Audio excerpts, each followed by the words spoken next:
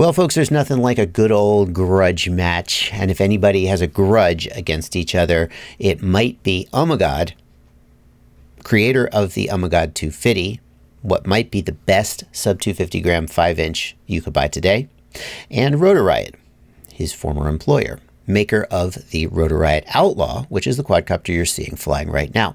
The Outlaw is Rotor Riot's entry in the sub-250 gram 5-inch category. And I figured as long as I reviewed the 250, it was only fair if I go back and review the Rotor Riot Outlaw. And that's what we're doing today. We're going to put these two quadcopters up against each other and see how they stack up. I'm Joshua Bardwell, and you're going to learn something today.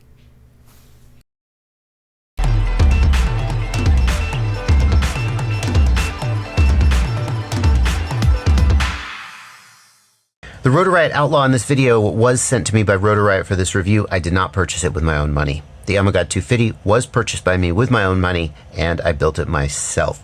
I have not received any cash or any other form of compensation in exchange for this video, and no one has had any pre-approval or conditions on the contents of this video before it was released. Before we get into this video, I want to acknowledge that I previously did a build guide where I built this Ummagawd 250. I hand built this one. And I did a separate video where I tested the Ummagawd 250 against what I think is potentially like the best sub-250 freestyle, a 3.5-inch build, and saw what were the pros and cons of each. And if you are interested in the sub-250 category, then you definitely want to check those videos out. But don't go, because if you click away right after clicking on the video, it kills my analytics. There's links down in the video description, and I encourage you to check them out after you're done watching this video. The reason I point that out is because this video is going to assume that you are interested in sub-250 5-inch, and then ask, how did Ummagawd and Rotor Riot try to approach that problem? If you need to be convinced about the pros and cons of sub-250 5-inch, those are the videos that you're going to want to check out.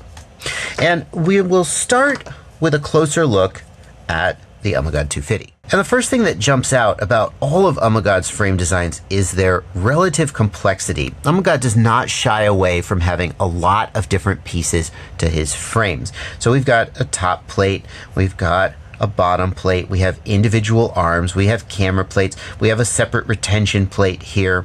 It's a relatively sophisticated design, and that does mean some would argue that it's going to make the most of its weight and make the most of the carbon that you're cutting from the sheet. The downside is that it's more complicated to build, and if when you do break apart, you are going to have a harder time keeping spares on hand, because what are the chances that you've got the exact spare plate that you need? It kind of feels like you may end up in a situation where you buy spare frames and you end up with an excess of one spare part, and you keep using the one part that breaks. Now, the Ummagawd 250 does have interchangeable arms, and so if you do break an arm, and it certainly wouldn't blame you if you looked at the thin arms here and thought, well, those are going to be likely to break. If you do break an arm, it'll be as simple as removing screws and replacing just that arm instead of rebuilding the whole thing. By comparison, the Rotor Riot Outlaw is cut from a single piece of carbon. It is a much more sparse or utilitarian design. We have one bottom plate and one top plate, and that's basically it. There's some standoffs and a camera holder. That's basically it. And I think that the durability of this frame is certainly going to be higher than that on the 250. Like, we just have thicker pieces here. Every single piece of it is thicker. You just got more carbon there. You certainly could argue perhaps that the direction of the weave can be optimized on the Ummagawd 250, since you can align the individual pieces however is optimal for strength.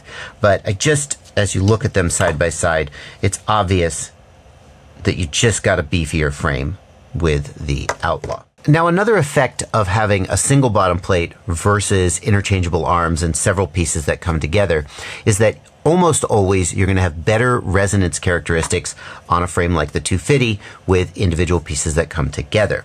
A single large plate tends to have one large resonant frequency, and if you're trying to push the PID tuning to the absolute edge, you tend to get better results with interchangeable arms like this. That's not universally true, It's not that you can't have bad resonance characteristics on a frame with interchangeable arms, but you almost always struggle more with resonance on frames with single bottom plates. Well, as long as we're talking about the beefiness of the frames, let's put them on the scale. And of course, we're not weighing just the frame, we're weighing the whole build, but the builds are pretty comparable.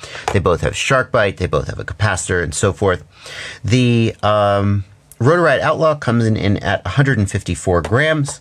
The Ummagawd 250 coming in at 163 grams. Both of them are extremely easy to keep under that's without props, by the way. Both of them are extremely easy to keep under 250 grams, even with battery. The battery that I used was this 650 milliamp hour GNB 4S for the Outlaw, or Ummagawd's, I think it's a 380 milliamp hour 6S for the 250, and that puts the weight somewhere around 225 grams or 215 grams. So there is plenty of weight built into that budget for a little bit heavier battery, or maybe even trying to sneak a naked GoPro or an Insta360 Go on there if you wanted to do that. Now, the electronics on these guys are very comparable, and I got to remind you that I chose the parts for the Ummagawd 250 based on Tommy Tabahia's preferences, and Rotor Riot builds the Outlaw as a built-in tuned bundle where they will, well, I mean, they'll sell you a bundle that you can build yourself, obviously, or you can just buy the frame separately if you want to build it out any way you want. But the one we're looking at was built and tuned by Rotor Riot. They both have the SharkBite video transmitter in them. They can be built with DJI if you prefer, and of course they can be built with analog, although Rotor Riot doesn't sell the built-in tune bundle with analog, so I guess they're all in on digital. The flight controller and ESC on the Outlaw is a CL Racing all-in-one build. It's a 25mm toothpick style flight controller with ESC built in.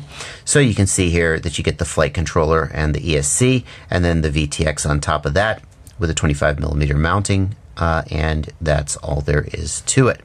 The frame does have mounting holes for either 25mm or 20mm, but not 30mm electronics. Now, one of the big differences here between the 250 and the Outlaw is that the 250 leaves you plenty of room to place your video transmitter in the rear of the frame. It's got 20mm mounting holes there in the rear. You can see that I haven't done that this way because the 20mm SharkBite VTX doesn't fit back there. It actually hangs out wider. It has 20mm mounting, but it's way bigger than the actual 20mm, and it wouldn't fit. So I've used the 25mm SharkBite VTX and mounted it on top of my flight controller, which, by the way, is an iFlight Beast F7, if you're keeping score. It does mean that if you choose to mount a DJI, like a Caddx Vista or something back here, then you have plenty of room to do it, and it's pretty obvious where it goes. By the way, strongly suggest you consider one of the naked builds. There's more and more companies right now selling pre-decased Caddx Vistas or VTXs, and you save about 10 grams, which on a quad this weight is pretty substantial and is not too much change in durability or performance. It's well worth doing. I'll put a link down in the video description if you want to check some of those out. The Outlaw, on the other hand, has only single stack mounting, and it does leave me wondering where they mount the Caddx Vista if they do a build with a Caddx Vista. Like, you're not going to mount it in the rear. And if we assume that you're doing 25mm toothpick flight controller and ESC, then your 20mm mounting holes are not really accessible to mount the Vista like on top, and it's not like Catalyst Machine Works does it, or GepRC does it, where they'll mount the Vista to the top plate and then the flight controller to the bottom plate. So I may have to go back and ask Rotor Riot how they build out the Vista version of this. I'm having trouble picturing it. Suffice it to say, there is basically only a single stack's worth of mounting here on the Outlaw. They have mounted the receiver here off the rear. They ship it with either an XM Plus or a Crossfire in their built-in tuned configuration, or of course you could just order it without a receiver and put whatever receiver you want on there. Both of these builds come with 2004 sized motors, which is pretty much the standard for lightweight 5-inch builds. It is objectively speaking, not enough motor for the prop, but you just have to get the weight down there. You definitely will get better performance with something like an FPV Cycle 21mm motor, which adds 1mm in diameter, or even some people are going up to a 23mm motor, which that's plenty of motor for a lightweight 5-inch build, although you're going to struggle to keep it under 250 grams if you choose to go with that motor. So no criticism of the choice of a 2004 motor. It's a safe choice, especially because they got to keep the weight down. But one of the disadvantages of the 2004 motors is the durability. See what we got going on here? Yeah. That's, I don't know if the shaft itself is damaged or if the bell has just come off the shaft or what. Oh, there it comes. Let's find out. Oh, there we go, kiddos. Yeah. So the bell has just come right off the shaft. Just come right off. That's interesting. It does seem like that was just press fit on there. Maybe I do see maybe some adhesive. Anyway, oh, got me. It is donezo now though, kiddos. It is donezo now. Now, I haven't yet killed one of these T-Motor F2004 motors, but I have to acknowledge that I've had the Ummagawd motors longer and put more packs through them, and it may just be that I've crashed them more or just got unlucky. I have heard people complain that Ummagawd has lightened these 2004 motors so much that they give up durability, but it's really impossible to judge whether that's just bad luck or people who happen to get one that died. I mean, these motors are not super durable to begin with, all the 2004 motors that are out there. So it's hard to know whether the Ummagawd motors are particularly undurable or whether it's just bad luck. There you go. Now, we have to acknowledge that the durability on the Outlaw hasn't been 100% perfect either. We had a bent prop that then chipped this wire cover here and cut the motor wires. Not sure whether we should blame that on the frame. I mean, that's just a thing that happens with every build. I do think it would be a good idea to move the wires to the inside or the outside, depending on which way you have the prop spinning, so that they're less likely to get chopped. And that is what I do on almost all my builds, although you'll see I didn't do it on my 250 because the motor wires weren't long enough to reach if I did it that way. These, I'm just not actually a super big fan of these protective coatings. iFlight was the first to use this exact style. I think this is an LED strip channel, and I think iFlight was the first to start using it, and Rotor Riot seems to be just like, oh, that's a great idea, let's steal that. Nothing wrong with that, but I just don't find it to be super useful. In a relatively minor crash, it broke. It didn't protect the wires, and when you have to go swap the motors, it's kind of a pain in the ass. I would rather just run the wires along the edge so that they are less likely to get cut, but that's just me. Fortunately, maintaining this thing is going to be a piece of cake, and this is a place where the Outlaw certainly has an advantage over the 250. All we're going to need to do is take out 1, 2, 3, 4 screws. The top's going to lift off, and bam, there we are looking at the electronics, and we're ready to go to work. On the flip side, the 250, just to get the top off, is 1, 2, 3, 4, 5 screws. No, 6, 7, 8, 9 screws. Then whoosh, the camera plate comes off. Then whoosh, the top lifts off. Not the end of the world. I'm not overselling it, but it is worth pointing out it's a little easier to maintain the Outlaw. Well, let's go ahead and see how the quadcopter flies. And we're going to start by looking at the Outlaw, and this is exactly how it was shipped to me by Rotor Riot. I do want to say it has the 200 milliwatt SharkBite VTX. It obviously would be improved by the 1 watt VTX, but I'm not sure that it would fit in the frame or stay under 250 grams. And it has the RunCam Racer camera, which it's just a fact that the HD0 RunCam camera is way better. In fact, maybe we'll take a look at that a little later, but this is how Rotor Riot ships it, and so that's how we're going to take a look at it at first. As far as how it flies pretty damn good. When I first saw the release of the Rotor Riot Outlaw, I thought that the quad had a lot of problems with vibration. There was like a lot of vibration and jello in the FPV camera. I did not see any of that in the one that they sent to me. So I don't know if they've changed something about the frame or if that first one just had some issues, but it flies pretty damn good. Now I do want to say I think it would fly better with 21mm motors on it, like the FPV Cycle 21mm motors. And in fact, I have purchased a set of those motors and I'm thinking about which quad to put them on to do a side-by-side test. So let me know down in the comments if you would rather. So, ooh, see, that little bailout there was, I could have used a little more power. Let me know down in the comments whether you think I should put the FPV Cycle 21mm motors on the Outlaw or on the Ummagawd 250. And definitely make sure you're subscribed and hit the notification bell so you don't miss it when that video comes out. Yeah, it even, see, I had some crashes like that. It managed to stay in the air. It did a pretty darn good job. Let's see how it flies compared to the 250. Oh, there we go. Now we're down. For comparison, here's a flight on the Ummagawd 250, and this is the HC0 RunCam camera. You can decide for yourself whether you think this looks better than the racer that Rotor Riot is shipping with. Obviously, you could swap that camera out. It is interchangeable. I don't know whether they're even available at this time. There was a very limited run of those cameras, so it's possible that Rotor Riot couldn't build it. It's possible you couldn't even get it. Be that as it may, how does a quad fly? I think they both fly very comparably. They're almost identical in weight, within 10 grams of each other, and the motors are very, very similar in spec.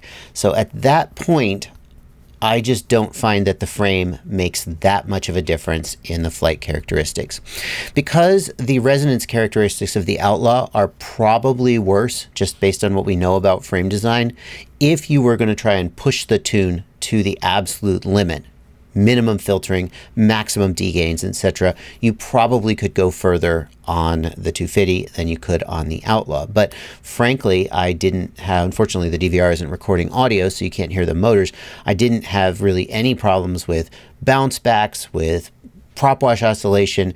They both did pretty much everything I asked of them. And I think that is a consequence of a potential downside of focusing excessively on tuning to the nth degree. You don't have to tune to the 99th percentile to get a quad that flies pretty good. You can oftentimes tune to the, the 85th percentile and get a quad that flies as good as you need, and anything else that you've left on the table doesn't really matter. So I feel like if I was going to decide, oh, there it goes. If I was going to decide between these quads today, the flight characteristics wouldn't be what did it. So we come to the end of the video, and as always, the question, which one should you buy? And we're going to start by looking at the bind and fly bundles that both Ummagawd and Rotor Riot sell. And there is just no doubt that Ummagawd is targeting a much higher price point. Now, you could argue that his stuff is more premium. That's up to you to decide. But the Ummagawd 250 bind and fly with crossfire receiver and DJI camera, he sells it with the Caddx Polar, I believe, right now, but that all depends on availability. It is available for $549. A similarly spec'd Rotor Riot Outlaw comes in at just $367, nearly $200 cheaper. And frankly, I'm kind of confused about where that price difference comes from, because if you add up the cost of the parts, even if you take into account that the Ummagawd parts are a little bit higher priced, it doesn't add up to $200. I can only guess that Rotor Riot is giving you a better price on their labor, that they have these guys in Orlando building them, and they're probably not charging as much for their time as, I'm going to guess, Tommy Tabahia himself hand builds the 250s, and you just pay more for his time. Do you get more quality as a result? It's hard for me to imagine that you get $200 more value out of the 250 bind and fly, even if you stipulate that it's better. I had a few little complaints, like, shocker, this capacitor ended up breaking off in a crash. Of course, it was always going to do that. That was never a great idea, but overall build quality, solder joints, everything on the Outlaw was really solid. Another thing that might steer you between one of these two frames is going to be, if you're deciding to go with DJI, I think you're going to have a much better time mounting DJI on the 250, where there's plenty of room in the back, and that's how Ummagawd runs it, whereas the Outlaw, I think, is going to be a little more awkward trying to mount DJI. So if you were going that direction, I would probably steer more towards the 250. And as far as aesthetics goes, there is no question that the 250 is just just better looking. It's got a more premium feel. The design itself is more like just looks more refined, like there's a little more thought that went into it, whereas this more just feels like somebody cut a slab out of a piece of carbon. Whichever of these you decide to pick up, I do have links down in the video description, and those are affiliate links, and that means that if you click that affiliate link and then you make any purchase at the affiliated store, I get a small commission. It's a very easy way for you to support the channel, just by click those affiliate links before you do your shopping, and it's a way of sort of throwing a little bit of money my way. It doesn't cost you anything. Just means the store gives me a little bit of a cut. I also have a full build tutorial for this if you decide you want to build this one. And I have a comparison of this Ummagawd 250 with a 3.5-inch Sub-250 build to see like what you're getting as you go to those, and what you're giving up as you go to those smaller ones. I'll put links to that all down in the video description below the video, and you can check that out. For now though, thank you so much for watching. Happy flying. You guys, I don't know where I am, and I don't know what's going to happen, but if I don't make it out of this, I just want to know that you subscribe to my channel, or maybe join my Patreon, or click one of these videos I picked out for you.